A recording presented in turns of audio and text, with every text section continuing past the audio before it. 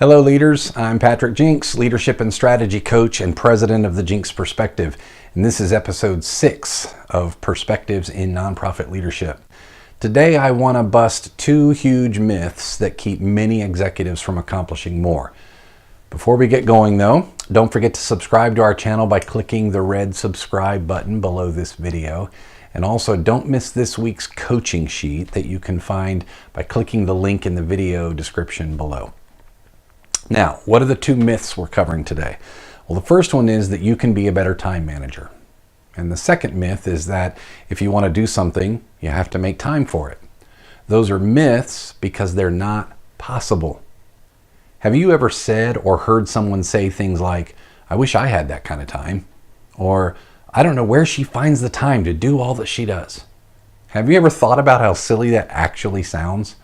Does she actually have more time than you? Do some people have 25 hours in a day or 13 months in a year? Can you actually find additional time that's out there hiding somewhere in the cosmos? Here are the Mythbusters. Number 1, you cannot manage time.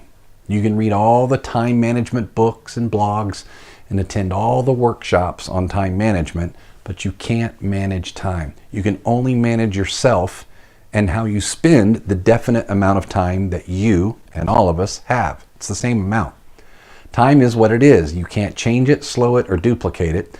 And that leads us to myth-busting truth number 2. You cannot make time. Think about that for a moment. Can you literally create time? Can you manufacture more time than what the universe affords you in a given day, week, month, or year? Of course not. So what is the proper perspective? Instead of saying, "I need to make time," we should be asking, how can I make better use of time? Or here's one that gets even closer to the issue. What am I willing to trade in order to make space for the time it'll take to do what I really want or need? Let me say that again. What am I willing to trade in order to make space for the time it will take to do what I really want or need? It's Economics 101. Everything comes with a trade-off.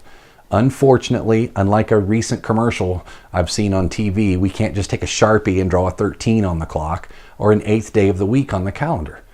That means that what we actually have to manage is not time itself, but our own approaches we take to the time we have. We have to manage our habits, our activities, our priorities, our efficiencies, our competencies, and yes, our appetite for sacrifice.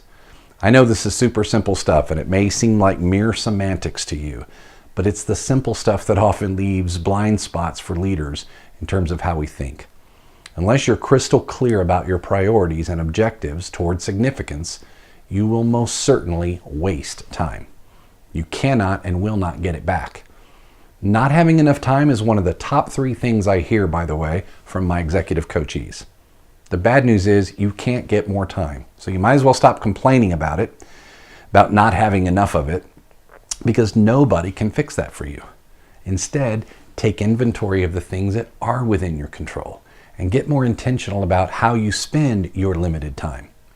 Think of your allotment of time as something you can invest in the things that are most important to you.